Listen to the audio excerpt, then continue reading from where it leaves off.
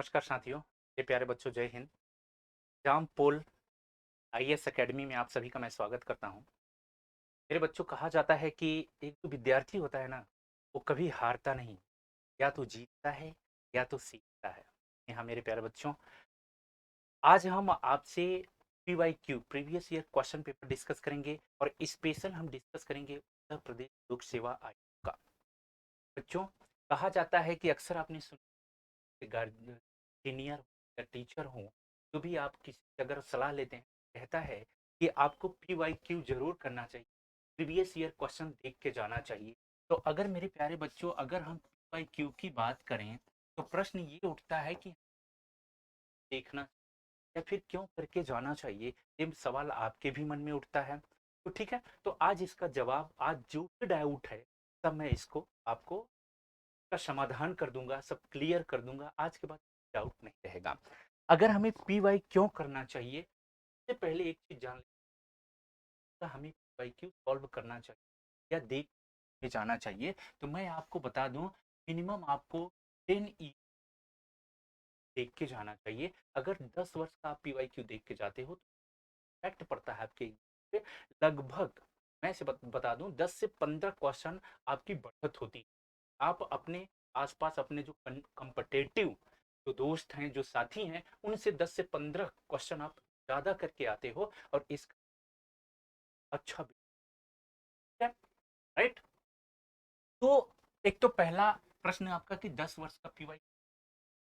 दूसरी महत्वपूर्ण अगर हम बात बताएं कि हमें पीवाई क्यों क्यों करना चाहिए, तो पी क्या करता है, क्वेश्चन के नेचर। अगर आप जो क्वेश्चन रहे हो, जो आपका एग्जाम है, आपके हाथ में पेपर है, ठीक है, अगर आप डायरेक्ट पेपर में क्वेश्चन को देखोगे, सेवा आयोग से गए हैं और मुझे ये करना है, अगर ऐसे, ये पता क्या होगा, क्वेश्चन का जो नेचर से, या इन फ्यूचर में कैसे हमें अपनी स्ट्रेटजी बनानी है, रणनीति बनानी है, या कैसे हमें जो है चीजों को प्लानिंग करना है, ताकि हमारी सफलता सुनिश्चित हो सके। इन तमाम चीजों को लिए हम पीवाई बनाते हैं। तो एक तो क्वेश्चन के नेचर को भी करना है। अगला चीज अगर हम ये देखें, क्वेश्चन किस एरिया से पूछा जा रहा है, अगर एरिया की बात आए, को भी डिफाइन करने के लिए ये जानना जरूरी है कि पीवाई क्यू से हमें पता चलता है कि से क्वेश्चन पूछे जा रहे हैं, किस एरिया पे आयोग का फोकस है, ये तमाम चीजें हमें पीवाई से पता चलती है। इसके अलावा अगर मैं एक चीज और बताऊं, तो क्वेश्चन है, आपको अक्सर कहा जाता है, आप अक्सर देखते हो कि अगर 2023 का आप प्रिपेयर कर रहे हो, 2023 का आप जैसा कि जानते हो, इसने अपना डेट भी निर्धारित कर दिया है। वो डेट क्या है, 14 मई डेट आपका निर्धारित। आपके पास बहुत समय नहीं है, लगभग 100 डेज बचे हुए हैं के पास हैं, लेकिन आप 100 दिन को अपनी मेहनत, अपनी क्षमता और अपनी रणनीति से 150 दिन बना सकते हो। कम होता है 100 दिन, प्रीलिम्स के लिए पर्याप्त समय होता है, लेकिन इसकी सही बहुत जरूरी है। एक सही बहुत जरूरी है, राइट। तो आपने अक्सर देखा होगा कि कई क्वेश्चन रिपीट नहीं, बिल्कुल प्रश्न रिपीट होते हैं। आप जो है 22 का पेपर आप 23 में देने जा रहे हो, देखना कि क्वेश्चन 22 के 23 में आप देगा, ठीक है। अगर आप ये चेक करना चाहते हो, तो 21 का पेपर उठाइए, आप 21 का पेपर उठाइए, या मैं अभी 2022 का करवा रहा हूँ, तो आपको 21 का करवाऊंगा। तो आप देखना, एक सीधे सीधे क्वेश्चन 22 में आएंगे। और स्पेशल अगर जब मैं बात करूं इकोलॉजी इन्वायरमेंट, तो इकोलॉजी क्वेश्चन ये 4 से 5 हैं, का बदलाव नहीं होता। करेगा आयोग, बहुत करेगा कि क्रम है बदल देगा, ऑप्शन लेकिन सेम रहता है, ठीक है। तो ये सारी चीज हम पीवाईक्यू से सीखते हैं, बनाते हैं। एक्चुअल मैं बताऊं, जिस सफलता की आप फिल्म तैयार कर रहे हो, स्क्रिप्ट लिख रहे हो, पीवाईक्यू एक छोटा सा एक्टर है। पीवाईक्यू से आप वहां बहुत कुछ सीखते हो और गेन कर सकते हो, ठीक है। तो मैं आपके सामने जो है इकोलॉजी इन्वायरमेंट से संबंधित पीवाईक्यू कराऊंगा। मेरे प्यारे दोस्त, पीवाईक्यू कराने के अपने तरीके भी होते हैं, बहुत सारे टीचर अलग अलग तरीके से कराता है, कोई पूरा आपको ईयर वाइज उठा के कराएगा, कोई हम सिगमेंट वाइज कराएंगे। जैसे इकोलॉजी इन्वायरमेंट के एक साथ कराएंगे, फिर हमारे जो और एक्सपर्ट हैं एग्जाम पोल के, जो और एक्सपर्ट हैं वो आपके हिस्ट्री के एक साथ कराएंगे, जिसमें एंशियंट के सारे क्वेश्चन 10 साल के एक साथ होंगे, के सारे होंगे, टर्न के सारे होंगे। इसी तरह से मैं सारे कराऊँ टॉपिक टू टॉपिक। उसके बाद जो है पीवाईक्यू आपके पॉलिटी के होंगे, फिर इकोनॉमी के होंगे, ज्योग्राफी के अलावा जब आपका अभी तो हम एक्सप्लेनेशन के साथ कराएंगे आपको डिटेल में। अगर मैं आपसे 20 क्वेश्चन पीवाईक्यू कराऊंगा एक ईयर का पूरा, जैसे 2022 इकोलॉजी इन्वायरमेंट से जितने भी क्वेश्चन पूछे गए हैं सारे हम देखेंगे, और वहां उसको ऐसे एक्सप्लेन करना है हमें कि आसपास ऐसे जहां से करीब आपके 50 से 60 क्वेश्चन तैयार हो जाएंगे, और नेक्स्ट एग्जाम में वहां से लगभग 6 से 7 क्वेश्चन टकरा जाएंगे। अगर मैं आपको 10 साल का पीवाईक्यू करा दूंगा तो आपको टोटल इकोलॉजी इन्वायरमेंट के प्रश्न लगभग 80% प्रश्न केवल यहीं से मेरी ही क्लास से आप सॉल्व कर लेंगे, आपको ये मिलेगा। तो इस बात को आप ध्यान से समझें, राइट? ठीक है, तो ये आपका इकोलॉजी एंड इन्वायरमेंट हम देखिए पीवाईक्यू 2022 को करेंगे कि 2022 इकोलॉजी इन्वायरमेंट से आपसे कैसे पूछे गए हैं, आयोग ने आपके दिमाग के साथ किस प्रकार खिलवाड़ किया है आज हम सब देंगे, और फिर आप डिसाइड करोगे कि 23 में इकोलॉजी इन्वायरमेंट में जहां से आपको कंफर्म होगा कि यहीं से अब प्रश्न आएगा, इस बार फ्लिप करना, वहीं से प्रश्न पूछेगा आयो। माइंड को पकड़ना है ना, ऐसा थोड़ी है। देखो टीचर का मतलब या स्टूडेंट का मतलब कि आप इस बार का पीवाईक्यू रट लिया, अगली बार का पूछ लिया, फिर आपने रट लिया अगली बार, इस तरह से तो लगा रहेगा क्या? ऐसे सक्सेस अनुमान आपका एक्सपीरियंस होता है। मैं आपको बता दूं मेरे पढ़ाने का क्या बेस होगा मेरे प्यारे बच्चों। एक तो मैं आपको बता दूं पीवाईक्यू को मैं बेस बनाऊंगा इन तमाम चीजों की है। उसके बाद दूसरा हमारा क्या बेस होगा, दूसरा हमारा बेस होगा मेरे प्यारे बच्चों आपका, तीसरा हमारा बेस होगा हमारे जो अपने टीचिंग का जो जब हम मिलाएंगे ना, तो एक ऐसी चीज मत के आपके हाथ में देंगे जहां से आपको कुछ करने की ज्यादा आवश्यकता नहीं पड़ेगी। बस आप उसको रट लेना, इस वीडियो से 3 बार देख लेना, आपका काम हो जाएगा, राइट? तो आइए हम क्वेश्चन पे चलते हैं कि पहला क्वेश्चन क्या है, देखते हैं। देखिए मेरे प्यारे बच्चों, ये आपके सामने पहला क्वेश्चन है, ठीक है?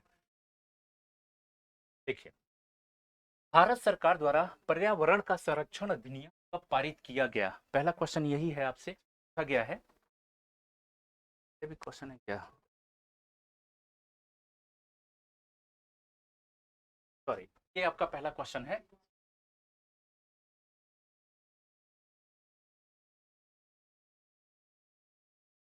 देखिए मेरे प्यारे बच्चों, पहला क्वेश्चन आपसे क्या पूछा गया है, ध्यान से समझना कि उत्तर प्रदेश में कौन सा वन्य अभयारण्य 1975 में स्थापित किया गया था? क्या प्रश्न पूछा गया है कि उत्तर प्रदेश में कौन सा वन्य जीव अभयारण्य 1975 में स्थापित किया गया था? आपके पास 4 विकल्प है। पहला विकल्प क्या, कतरनिया घाट। बहुत ही फैक्चुअल क्वेश्चन है लेकिन टफ क्वेश्चन है, राइट? उत्तर प्रदेश आयोग ने 2022 में यह प्रश्न पूछा था, कतरनिया घाट। आइए हम देखते हैं कतरनिया का मतलब है कि ये आपका सही जवाब। अगर हम किसी वन्य जीव अभयारण्य की बात करें, अपना कब 1900 स्थापना हुई थी किशनपुर वन्य जीव अभयारण्य का, इसका अर्थ है कि ये भी सही जवाब। अगर हम चंबल वन्य जीव अभयारण्य की बात करें, चंबल वन्य जीव अभयारण्य की बात करें, बहुत ही महत्वपूर्ण है। किस, आपको कमेंट करके बताना है कि ये किसके लिए फेमस है, राइट? आपको कमेंट करके बताना है। तो इसकी स्थापना 9 में हुई थी। रायपुर वन्य जीव अभयारण्य की बात करें मेरे प्यारे बच्चों, तो रायपुर अभयारण्य जैसा कुछ नहीं है। अगर यहाँ रायपुर क्या होता, रानी था, रायपुर की जगह पे रानीपुर होता तो आपका सही जवाब हुआ। और 1907 में इसकी स्थापना की गई थी। तो इस तरह हम क्या देखते हैं कि आपका जो यह प्रश्न है उत्तर प्रदेश सरकार द्वारा जो प्रश्न पूछा गया था मेरे प्यारे बच्चों, ये गलत है। राइट। तो आइए अगला क्वेश्चन देखते हैं। अगला क्वेश्चन क्या, अगला क्वेश्चन ये दिया गया है आपके सामने। अगला क्वेश्चन कह रहा है कि भारत सरकार द्वारा कब पारित किया, बात कर रहा है कि भारत सरकार द्वारा ये इस समय आ रहे तब इसे पारित किया था। आपके पास चार विकल्प हैं। 81 आपका सही। 1986, 1986 में पारित किया गया था। सिर्फ इतना ही नहीं समझना है कि ये 1986 में स्थापित किया गया था, बल्कि अब इसको पर्यावरण। तो अगली बार क्या प्रश्न बन सकता है आपसे?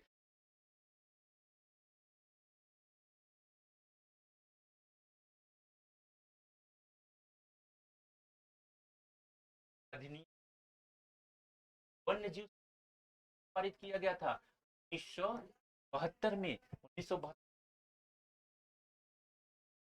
के बच्चों, आपसे क्या प्रश्न बन सकता है? जल संरक्षण पारित किया गया था, बताइए। यह 1974 में। ठीक है। अगर हम आपसे प्रश्न पूछें, वायु संरक्षण पारित किया गया था 1981 में। इस तरह से हम देखते हैं कि यहाँ से अब 23 में। राइट। इस तरह से तो आगे बढ़ाओगे। अधिनियम पूछा सकता है, जल वायु, इस तरह से जितनी भी अधिनियम है, जो एक्ट हैं, जो कि इनका एनवायरमेंट, क्या करोगे? नोटबुक में नोट डाउन करोगे, ताकि जो ये 23 है, 23 14 मई जाके फोड़ के आओ। राइट। तो आइए देखते हैं अगला क्वेश्चन। अगला क्वेश्चन क्या है आपके सामने? अगला क्वेश्चन है, देखिए, तो नेक्स्ट क्वेश्चन है मेरे प्यारे बच्चों, ये है। अगला क्वेश्चन कह रहा है डाइक्लोरो डाइफिनाइल ट्राइक्लोरोइथेन डीडीटी एक है। आपसे एक प्रश्न पूछा जा रहा है कि डीडीटी क्या है। ऐसा प्रश्न उत्तर प्रदेश लोक सेवा आयोग ने 2022 में आपसे पूछा। तो आपके पास ये विकल्प हैं, आपके पास विकल्प है। ठीक है। देखिए, ये विकल्प है। पहला कह रहा है अजैव अपघटन, जैव रासायनिक, गैर प्रदूषक, जैव अपघटन। आपके पास चार ऑप्शन है, आप जल्दी से कमेंट करके सही जवाब दी। राइट। क्या है? Dichloro diphenyl trichloroethane DDT. इस समय भारत सरकार ने के यूज पे बैन लगा दिया है, आप इसका यूज नहीं कर सकते। ठीक है। तो पहले ग्रामीण क्षेत्रों में इसका यूज बहुत होता था, लेकिन अब नहीं कर सकते ना, अब दुकानों पे मिलता भी नहीं। ठीक है। तो आपके पास जवाब क्या होगा? आपका सही जवाब, यह अजैव अपघटनीय प्रदूषक होता है, अबायोटिक पोल्यूटेंट है। राइट। तो इसका अन्य एग्जाम्पल हम क्या देख लेते हैं, जैसे इसके अन्य प्लास्टिक। ठीक है। अगला क्या आ सकता है? पॉलीथीन, पॉलीथीन, ये सारी भी इसके अंतर्गत आती हैं, अजैव अपघटनीय के अंतर्गत आती हैं। एनालिसिस करने का तरीका है, जो पोल्यूशन है, कौन सा है, वहां से 2 से 3 क्वेश्चन आपके एग्जाम में जाता है। 2 से 3 क्वेश्चन पोल्यूशन वाले चैप्टर से। ठीक है। तो मैं आपको जब डिस्कस करूंगा, जब मैं क्लास क्रैश कोर्स चलेगा एग्जाम है, तो वहां अरे को जहां से प्रश्न बन या बनने की जो संभावना है देखेंगे। राइट। ठीक है। तो आइए हम नेक्स्ट क्वेश्चन देखते हैं मेरे बच्चों की। अगला क्वेश्चन उत्तर प्रदेश आयोग ने आपसे क्या पूछा है। ठीक है? देखिए, अगला क्वेश्चन है, केबुल लामजाओ राष्ट्रीय उद्यान निम्नलिखित किस झील में स्थित है। राइट। देखो मेरे प्यारे बच्चों, होता क्या है कि जैसे ये जो नेशनल पार्क है, या तो आपसे 4 से 5 चीजें हैं जो बहुत इंपॉर्टेंट है। यहां से भी आप देखोगे 2 से 3 क्वेश्चन आपको एग्जाम में देखने को मिलेगा। किन किन जगह से? देखिए, नेशनल पार्क हो, वन्य जीव अभयारण्य हो, या फिर जो है टाइगर रिजर्व क्षेत्र हो, वहां से आपको देख, जैव मंडल आरक्षित क्षेत्र हो, तो यहाँ से आपको देखने के लिए मिलता है। वेटलैंड का एरिया हो, तो इन चीजों को, इन पांचों को आपको तैयार रखना है। कौन कौन सा? पहला वेटलैंड, दूसरा नेशनल पार्क, तीसरा टाइगर रिजर्व, चौथा जीव मंडल आरक्षित क्षेत्र, पांचवा जीव अभयारण्य। इसको आप तैयार रखें, बात को याद। ठीक, तो आइए इस क्वेश्चन को हम देखते हैं। मैं आपको एक जानकारी के लिए एक बात बता दूं, ट्रेंड एनालिसिस कर रहे हैं, बहुत जरूरी हो जाता है बताना आपको। देखो मेरे बच्चे, होता क्या है कि आयोग की विशेषता है, चाहे आप आईएएस का प्रिपरेशन कर रहे हो चाहे यूपीएससी का, आयोग की विशेषता क्या है? आयोग की विशेषता ये होता है कि वो आपसे जो प्रश्न पूछता है ना, आपसे जो प्रश्न पूछता है वो एरिया सेम रहता है, एरिया वो नहीं बदलता। क्या बदल देता है? मैं आपसे बता, क्वेश्चन के तरीके को बदलता है, नेचर को बदलता है। इसीलिए तो हमने आपसे क्या कहा, पीवाईक्यू में हमने आपसे कहा कि हमें क्वेश्चन के नेचर को सीखना है, क्वेश्चन के नेचर को जानना है, राइट? उसमें, राइट। तो आइए देखते हैं। देखो, केबुल से पहले आपसे प्रश्न क्या बना? इससे पहले ये प्रश्न बन जाता था कि यार ये कहाँ स्थित है, तो आपने कहा भाई ठीक है मैं देख लूंगा किस स्टेट में है केबुल लामजाओ, या किसके लिए फेमस है, ये प्रश्न बन गया। लेकिन इस बार पूछ लिया झील, पूछ लिया इसके आसपास चीजें हैं, ठीक। तो आपको थोड़ा सा डायमेंशनली अपने तैयारी को अंजाम देना है, ठीक है। आइए, आपके पास पहला है डल। डल कहाँ है? जम्मू एंड कश्मीर में है। फुलेरो कहाँ है? प्रदेश में। लोकटक कहाँ है? मणिपुर। कहाँ है? मणिपुर में है। और बूलर कहाँ है? ये भी आपका जम्मू कश्मीर में है। मेरे प्यारे बच्चों, जैसा कि आप जानते हो कि केबुल लामझाओ उद्यान कहाँ है? मणिपुर में है। अगर मणिपुर में है तो मणिपुर में कौन सी झील है? लोकटक झील। तो आपका सही जवाब क्या हो गया? लोकटक। ये जो उद्यान है किसके लिए फेमस है? संगाई हिरण। किसके लिए? संगाई के लिए ये फेमस है। ये कहाँ पे स्थित है? मणिपुर। मणिपुर के, अगर आपको याद रखना, विष्णु, विष्णु, विष्णुपुर जिला में अवस्थित है, ठीक। इस तरह से हमने ट्रेंड इसका एक्सप्लेनेशन देखा, ठीक है। आइए अगला क्वेश्चन देखते हैं कि आपके लिए कौन सा महत्वपूर्ण क्वेश्चन आयोग ने पूछा है। अगला क्वेश्चन है, निम्नलिखित में से कौन सा बायोमास ऊर्जा का स्रोत नहीं है? ये प्यारे बच्चों, जब शब्द के अंत में नहीं है, सत्य है, असत्य है, ये सब आ जाए ना तो थोड़ा ठहर जाया करो ना, और फिर क्वेश्चन को ध्यान से पढ़ा करो, विकल्प पे तब आया करो। अब जब नहीं पूछा, दिमाग में होना चाहिए कि इसमें से हमें उस चीज को छांटना है जो इसमें गलत है, राइट, इसमें शामिल नहीं है। तो बायोमास, बायोमास क्या होता है? बायोटिक, जो जैविक चीजें होती हैं जिसमें जीव जंतु पेड़ पौधे, इन सब से जो एनर्जी मिलती है तो हम बायोमास के अंतर्गत रखते हैं, राइट।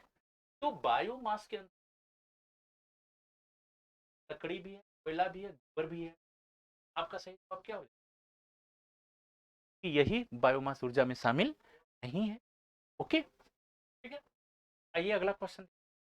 आयोग ने, हाँ एक चीज और बता दूं प्यारे बच्चों, इसमें क्या करता है, जैसे आपसे इस बार बायोमास क्वेश्चन पूछा है, अगली बार आपसे एनर्जी से एक प्रश्न पूछा जाएगा, चाहे वो थर्मल, चाहे हाइड्रो, चाहे आपका इस बार बायोमास, तो थर्मल हो, कहीं ना कहीं एक प्रश्न आप जाने की भी संभावना बनी रहती है। तो एनर्जी के चैप्टर को आपको अच्छे से देखना है क्योंकि यहाँ से आपको मिलता है एग्जाम में, ठीक है, हर साल। अगला क्वेश्चन क्या पूछा गया है आपसे? अगला क्वेश्चन है, निम्नलिखित में गैस में ये क्या होता है, ये धर्म में जितनी भी ये बुक्स थी उनमें कुछ ये चीजें लिखी जाती हैं इनके द्वारा। तो पहला वेद में हमें कुछ औरतें दिखाई देती हैं, बच्चों टेक्निकल चीजें थोड़ा सा डन हो गया। ठीक है, तो आपसे क्या क्वेश्चन पूछा गया है कि निम्नलिखित में से कौन सी हरित गृह गैस नहीं है। ठीक है, ग्रीन हाउस गैस के बारे में है कि कौन सा ग्रीन हाउस गैस आपके पास फ्लोरोकार्बन, कार्बन डाइऑक्साइड ये है। अब कौन सा जीएचजी के अंतर्गत नहीं आता, ग्रीन हाउस गैस के अंतर्गत नहीं आता। अब देखो, अगर हम सीएफसी की कार्बन सीएफसी, ये तो ग्रीन हाउस गैस है। कार्बन डाइऑक्साइड सबसे ज्यादा ग्रीन हाउस गैस में अगर सबसे ज्यादा इंपैक्ट किसी का होता है, कार्बन डाइऑक्साइड का होता है। मीथेन की भी है, मीथेन भी एक ग्रीन हाउस गैस है। ओजोन ग्रीन हाउस गैस है। Nitrous oxide green house gas है। ठीक है, ये सब ग्रीन हाउस गैसेस हैं। ठीक? इसमें क्या है, ये ऑर्गन गैस नहीं है। तो आपका सही जवाब क्या होगा, ऑर्गन। अगर हम ऑर्गन के बारे में हम बात करें कि जो ऑर्गन गैस है वायुमंडल में किस क्रम पे आती है, तीसरे क्रम पे आती है। इस बात को ध्यान रखना, पहले पे नाइट्रोजन है, फिर ऑक्सीजन, फिर ऑर्गन है। लेवल कितने वातावरण में 0.10 में पाया जाता है, हमारे वायुमंडल का हिस्सा है। ठीक है, तीसरे नंबर पे आता है। इस बात को भी आपको ध्यान रखना है। तो ग्रीन हाउस गैसों से मेरे प्यारे बच्चों, ग्रीन हाउस से हमेशा प्रश्न पूछा जाता है, जो बड़ा ग्लोबल का बहुत बड़ा इशू है। जलवायु परिवर्तन का चैप्टर जब मैं आपको डिस्कस करूंगा तो जलवायु परिवर्तन के चैप्टर में ओजोन है, ग्रीन हाउस गैसेज हैं, इन सारी चीजों को, तमाम चीजों को हम कवर करेंगे, जहां से आपके प्रश्न पूछे जाने की पूरी संभावना बनी रहती है। ठीक है, अगला क्वेश्चन देखते हैं। अगला क्वेश्चन क्या है, अगला क्वेश्चन है, देखिए, वर्ष 1985 में आरंभ करने का उद्देश्य क्या था। वेरी इंपॉर्टेंट क्वेश्चन, बहुत ही कंसेप्चुअल है। मैं आपसे बता दूं, इसके पहले गया है, क्वेश्चन पूछा जा चुका है, यूपी पीसीएस ने आपसे प्रश्न कर चुका है। कब लाया गया था, 1985 में। ये भी बात आपको याद रखना है कि गंगा एक्शन प्लान लाया गया था। ठीक है, आपसे नेक्स्ट क्वेश्चन इसके उद्देश्य के बारे में, इसलिए तो मैं कहता हूँ डिटेल में पढ़ो। जब आप डायमेंशन देखोगे ना किसी भी चीज को, तो कहीं से भी आयोग प्रश्न पूछ ले, आपको आयोग भ्रमित नहीं कर पाएगा, आपको आयोग गलत डायरेक्शन में नहीं ले जा सकता, या आयोग अपने आप को बहुत चालाक नहीं साबित कर पाएगा। कब, जब आप सही डायरेक्शन में और विभिन्न डायमेंशन में अपनी तैयारी शुरू करोगे, अपना प्रिपरेशन करोगे तब। राइट, तो आइए देखते हैं, चार विकल्प, चार विकल्प है। इससे क्या, नदी के जल को केवल सिंचाई के प्रयोग में लाना, क्या एक्शन प्लान में केवल सिंचाई के प्रयोग में लाया जाए। गंगा नदी सारे डैम बनाए गए हैं, जिन डैम का उद्देश्य क्या रहा है, उत्पादन भी रहा है, लोगों को पानी पीने की सुविधाएं भी उपलब्ध कराना रहा है। ठीक है, तो हम तो ये कह नहीं सकते कि केवल सिंचाई के लिए। अगर आप विकल्प को अच्छे से पढ़ते हो ना, तो विकल्प कहता है कि मैं गलत हूं और एक विकल्प कहता है मैं राइट हूं। तो विकल्पों को भी ध्यान से आपको गंगा नदी पर केवल बांध बनाना गलत है। केवल बांध बनाना ये कोई तो मतलब है नहीं कि केवल बांध बनाना हो सकता। इसके जल को केवल प्रदूषण रहित करना है नहीं, कोई नहीं। इसके जल को केवल करना, बिल्कुल मेरे प्यारे बच्चों, ये गंगा एक्शन प्लान का एक मूल उद्देश्य रहा है। अब मैं आपको बता दूं कि गंगा एक्शन प्लान आपके फर्स्ट फेज में 1985 में गंगा एक्शन लाया जाता है। उस सरकार किसकी सरकार रहती है, और 1985 में जब आता है तो मूल बहुत पोल्यूटेड हो चुकी था, साफ सुथरा क्लीन करना था। है जल की मात्रा है, वेस्टेज है, तो क्या करना है, साफ सुथरा करना था गंगा एक्शन प्लान। और जब ये अपने सेकेंड स्टेज में आता है बच्चों, सेकेंड स्टेज में 1993 में ये आता है, और 1993 में जब आता है तो तीन महत्वपूर्ण और नदियां जोड़ दी। कौन तीन महत्वपूर्ण नदियां इसमें जाती है, यमुना, यमुना को, दूसरा को, तीसरा दामोदर को, इन तीनों नदियों को याद रखना सकता है का एक्सान का शामिल या निम्नलिखित मिल, तो आपको क्या रखना है, का, यमुना, गोमती, दामोदर, राइट। ये बात आपको ध्यान में रखना है। एक और महत्वपूर्ण राष्ट्रीय नदी संरक्षण योजना आप जानते हैं, national river conservation plan. National river conservation plan, इसको आप याद रखना। एनआरसीपी को याद रखना है, कब आई थी, 1995 में लाई, भारत सरकार द्वारा ही लाई गई थी। इसके अंतर्गत 24 शामिल किया गया था, ये बात याद रखना, राइट। ठीक है, तो आइए अगला क्वेश्चन देखते हैं। उत्तर प्रदेश सरकार द्वारा किया गया था, ठीक है। आइए अगला क्वेश्चन क्या है मेरे बच्चों, अगला क्वेश्चन बहुत शानदार है। कहा, कह रहा है कि प्रकाश रासायनिक धुंध सदैव होता है, ठीक है। प्रकाश रासायनिक फोटोकेमिकल स्मॉग की बात कर रहा है, फोटोकेमिकल स्मॉग की बात कर रहा है। प्रकाश रासायनिक सदैव क्या होता है, राइट। आपके पास चार विकल्प है क्या, निकलता है क्या, हमें तो नहीं लगता निकलता है, सीधा सीधा होता है, ओजोन होता है। प्रकाश रासायनिक में क्या होता है मेरे बच्चों, ओजोन होता है। क्या होता है, ओजोन होता है। और ओजोन की एक विशेष है कि जब ये प्रकाश रासायनिक धुंध क्रिएट होता है ना, तो आपका सरफेस है, ये आपका सरफेस है, ठीक है? ये यहाँ पे सतह पे, सतह पे होता है, ठीक है। और इसी के कारण हमारे आंख में, ठीक है, नाक में जलन होती है, त्वचा में खुजली होने लगती है, इसी के कारण, कि ओजोन के कारण का निर्माण हो जाता है। ओजोन कैसे बनता है, ये दो, ये एक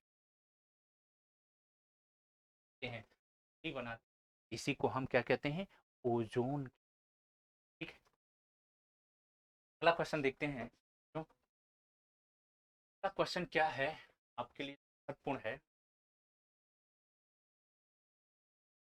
अगला क्वेश्चन आपसे पूछ लिया गया है उत्तर प्रदेश द्वारा कि निम्नलिखित में कौन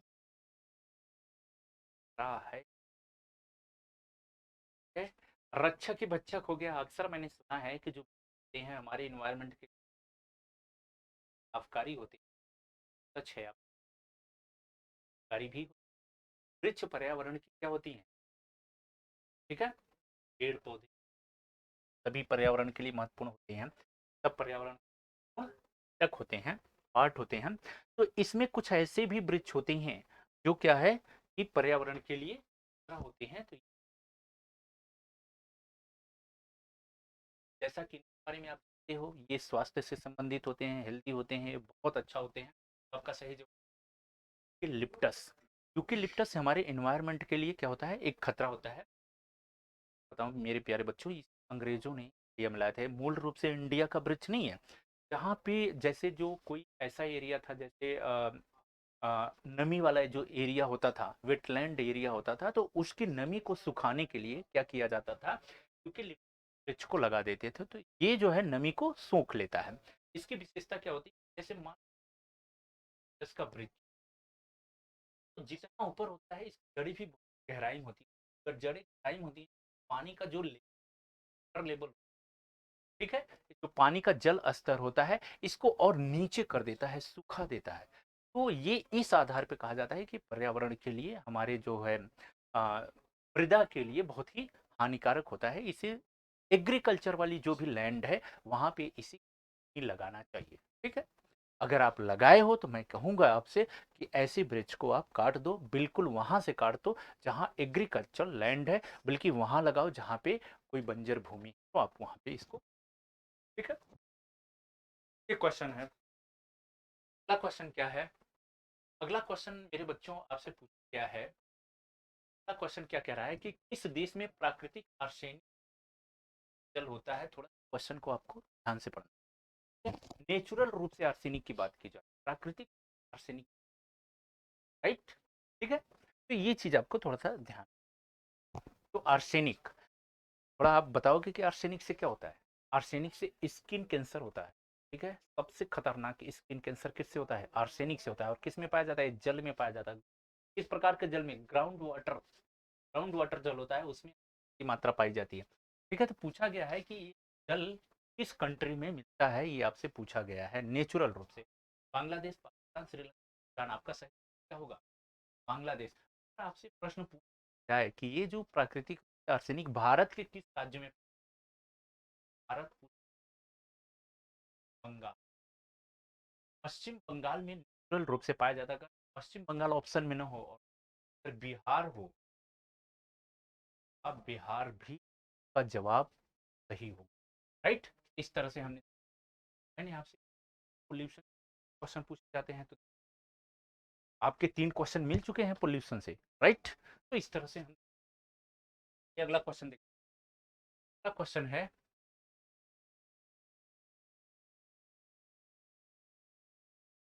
देखिए अगला क्वेश्चन क्या है दोस्तों? पृथ्वी का वायुमंडल निम्नलिखित के द्वारा तप्त हो। कंसेप्चुअल क्वेश्चन है। प्रश्न ये कह रहा है कि पृथ्वी का जो वायुमंडल है वो निम्न है किसके माध्यम से गर्म होता है? तप्त होता है मतलब गर्म होता है, हीट होता है। ये जो गर्मी आप महसूस करते हो, ये किसकी वजह से? आपके पास विकल्प है। प्रकीर्णन ऐसे समझ, अर्थ है। राइट, और ये आपका रहा वायुमंडल। वायुमंडल है कि वायुमंडल कैसे गर्म होता है? जैसे किरणें वायुमंडल से आती हैं, ऑब्जर्व कर लेती, सारी किरणों को क्या कर लेती? ऑब्जर्व कर लेती, फिर ये यहाँ से दोबारा रिलीज। ठीक है, जब ये आती है वातावरण का जो तापमान है वो नहीं बढ़ता, ऑब्जर्व कर लेती है। ऑब्जर्व करने के बाद जब चीजों को रिलीज करती है, जब यहाँ करती है बढ़ जाता है, तब वायुमंडल गर्म होता है। ठीक है, अब आइए विकर्ण, प्रकीर्णन सौर विकिरण। अगर सौर लगा के आपसे डिस्कस किया कि सूर्य से जो भी किरणें आती हैं, जो रेज आती हैं, जो रेडिएशन आ रहा है, उससे हमारा वातावरण गर्म नहीं होता है। ठीक है, लघु तरंग सौर लगा है, ये दीर्घ तरंग पृथ्वी चीजों को क्या करती है? ऑब्जर्व करती है, उसके बाद रिलीज करती है। आपका सही जवाब।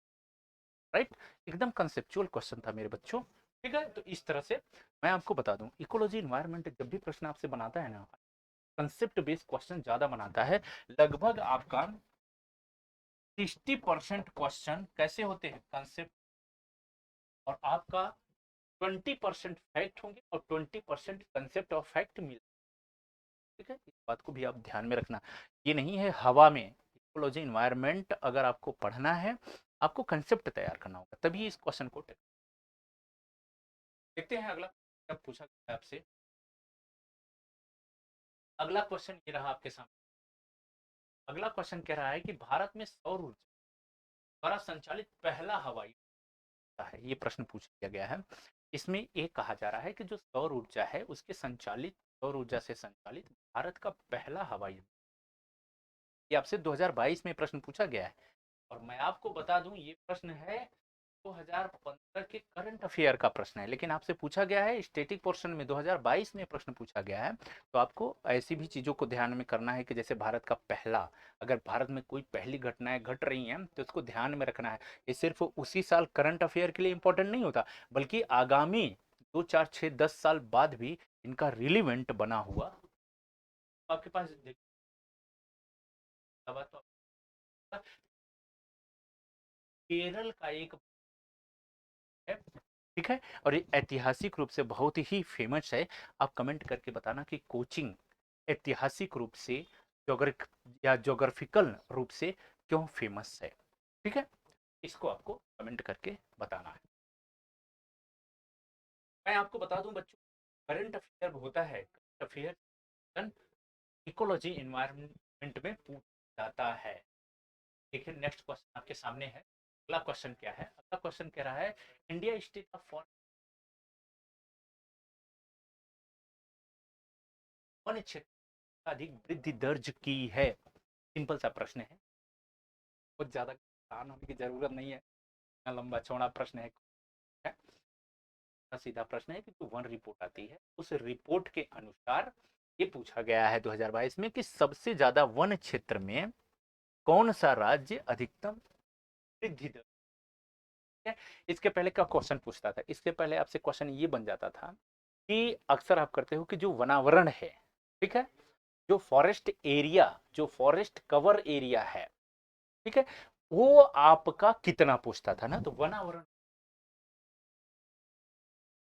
अगर वनावरण आप अगर 22 के हिसाब से, इस रिपोर्ट के हिसाब से देखोगे तो आपका कितना है, 10% है, ठीक है। अगर हम वनावरण की बात करें तो इतना वनावरण है, ठीक है।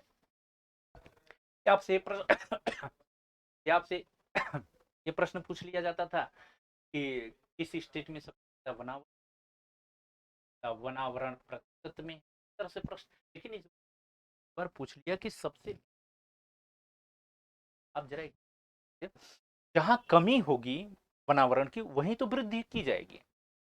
अगर आपके यहाँ आम का बगीचा नहीं है तो आप कोशिश क्या करोगे कि अगर हमारे पास कोई खाली जमीन है तो आम का बगीचा लगाऊंगा ना। इस चीज की जहां कमी होती है वृद्धि वहीं होती है, जहां बहुत ज्यादा अधिकता हो वहां पे वृद्धि होने का क्या मतलब है, वहां तो कमी दर्ज की जाएगी। क्यों? क्योंकि जिस चीज का ज्यादा अधिकता होती है वहां उपभोग ज्यादा किया जाता है, वहां उसे संरक्षित किया नहीं जाता, ठीक है। तो आइए देखते हैं, असम नॉर्थ ईस्ट की बात कर रहा है, वहां वनों की कमी तो है नहीं, आंसर नहीं। केरल अरुणाचल प्रदेश भी आपका आंसर नहीं हो सकता। केरल और आंध्र प्रदेश में से कोई एक होना चाहिए प्रदेश। आंध्र प्रदेश एक ऐसा स्टेट है जो वनावरण में सर्वाधिक वृद्धि, आंध्र प्रदेश के बाद किसने किया था, आंध्र प्रदेश, आना नहीं, ठीक है। उसके बाद किसने किया है, मेरे प्यारे बच्चों, ये सिर्फ आपके, आप ये मत सोचिए कि 23 में 22 में कोई रिपोर्ट नहीं आएगी।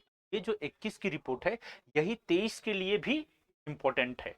ये सारी चीजें आपके लिए बहुत ही महत्वपूर्ण है ना। अगर हम अरुणाचल प्रदेश की बात करें, सबसे ज्यादा कमी, सबसे ज्यादा कमी की गई, सबसे ज्यादा कमी,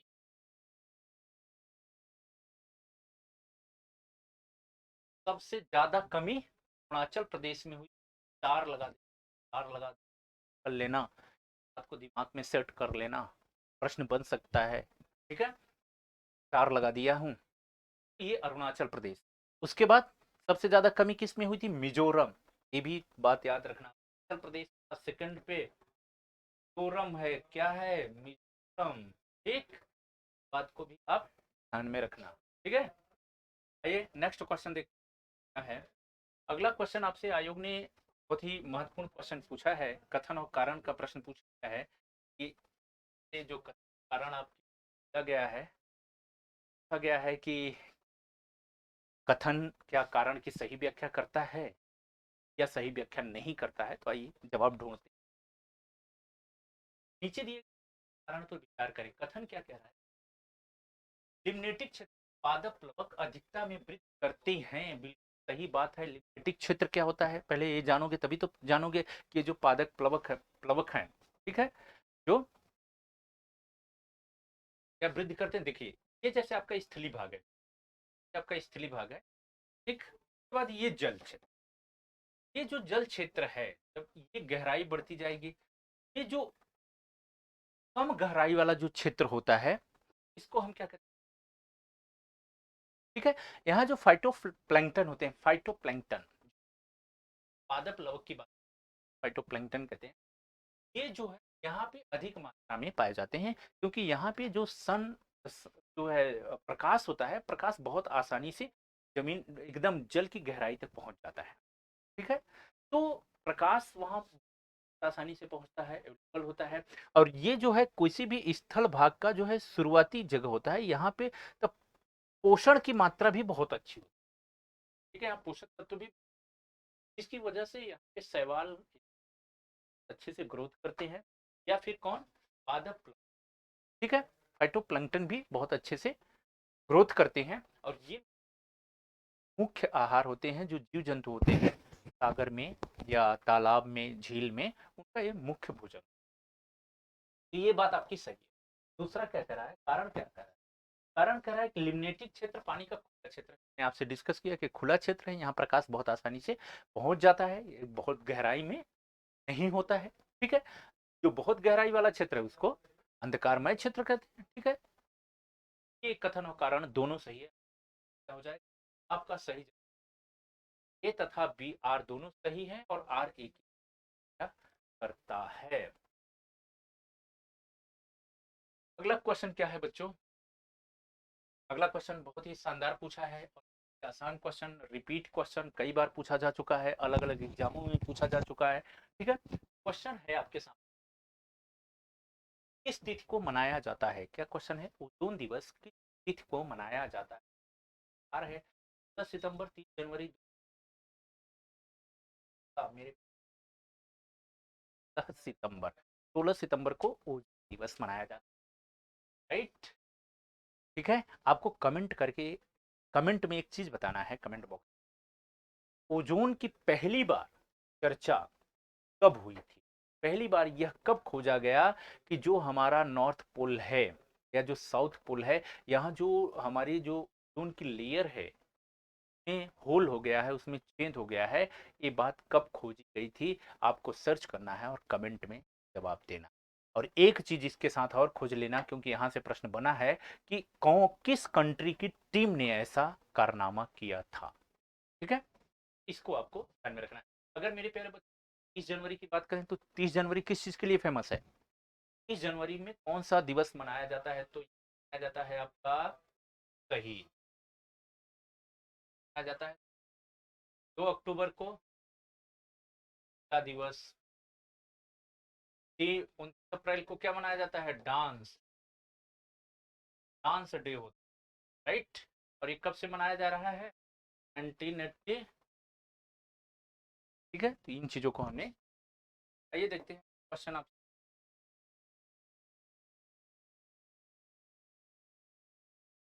अगला क्वेश्चन बहुत ही शानदार है बच्चों। अगला क्वेश्चन क्या कह रहा है?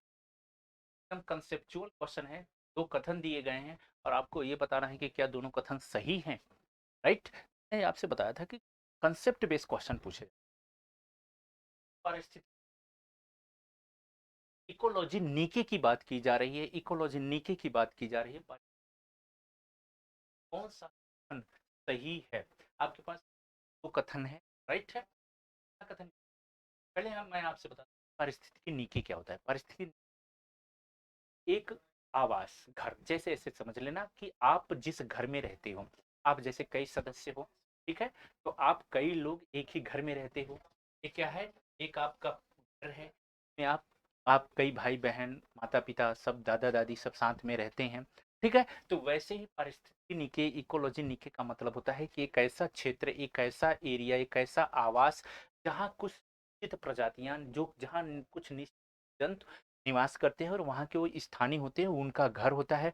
वो अपने घर में अपने आप को अच्छा महसूस करते हैं, सुरक्षित महसूस करते हैं, किसी भी प्रकार का टेररिस्ट अटैक नहीं हो सकता। आपको क्या लगता है अलकायदा आएगा अटैक करने? एक्चुअल में कुछ वनस्पतियां और कुछ ऐसे जीव जंतु होते हैं जबरदस्ती दूसरे वनस्पति जीव जंतुओं के जो निवास स्थान है उसमें प्रवेश करके और उनको तहस नहस कर देते हैं। ये टेरर का ही तो काम है, वो टेररिस्ट ही तो कहेंगे। यूकेलिप्टस क्या है? टेररिस्ट है हमारे देश के लिए, हमारी देश की जो वनों के लिए, हमारे देश के, ठीक है, वनस्पतियों के लिए। कांग्रेस एक घास, आपने सुना? कांग्रेस घास, कांग्रेस घास क्या है? टेररिस्ट ही तो है। जहाँ फैलती है इस तरह फैल जाती है कि पूरी तरह से आसपास की जितनी भी जो स्थानीय जो प्रजातियां होती हैं वनस्पति, उसको नष्ट कर देता है। ठीक है, टेरर का ही तो काम करते हैं लोग। ठीक है, तो इस तरह से हम देखते हैं। ठीक है, आइए इस पे, क्या उन का प्रतिनिधित्व करता है जो संसाधनों के उपयोग, पारिस्थितिक, कार्यात्मक को सहन कर सकता है? बिल्कुल मेरे प्यारे बच्चों, जब आप अपने घर में, क्या होता है, आप अपने जो भी व्यवस्था होती है, जो भी सिस्टम होता है, जिस प्रकार का खान पान, रहन सहन आपके, उसको आप बर्दाश्त करते हो ना, सहते हो नहीं है? हम इसी में सुखी हैं।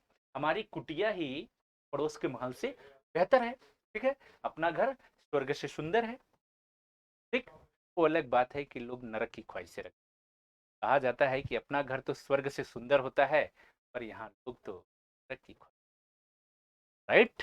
तो देखो, ये बात आपकी बिल्कुल सही है। जो वनस्पतियां हैं, जो पेड़ पौधे हैं, वो अपने घर में अच्छा महसूस करते हैं, वो क्रियाकलाप करते हैं, अपनी एक्टिविटी करते हैं। ठीक है, तमाम चीजें। प्रत्येक प्रजाति का एक अलग स्थान होता है, बिल्कुल होता है कि आपके घर का कमरा। ठीक है, तो वैसे ही ये जो प्रत्येक प्रजाति होती है, अलग स्थान होता है, इनका अपना एक अलग निवास होता है, जहाँ पे अपने आप को सुरक्षित महसूस करती हैं। इस तरह से हमने देखा कि दोनों कथन और दो।